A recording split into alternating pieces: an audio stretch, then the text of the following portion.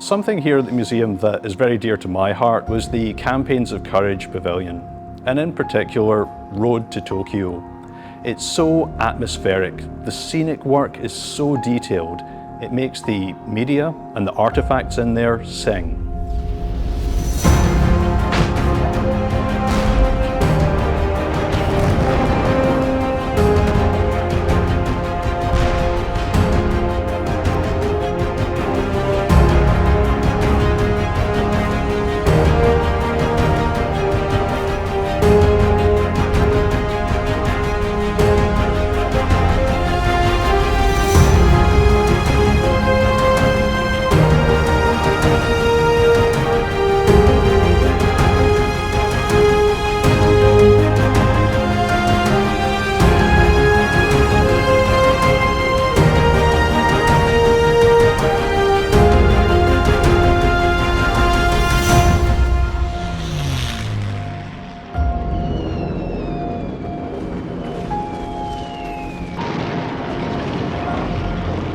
It's another great job by 1220 in partnership with the National WWII Museum. If you're in New Orleans, come to the museum. Definitely check out Road to Tokyo. It's one of my favorite galleries in the world.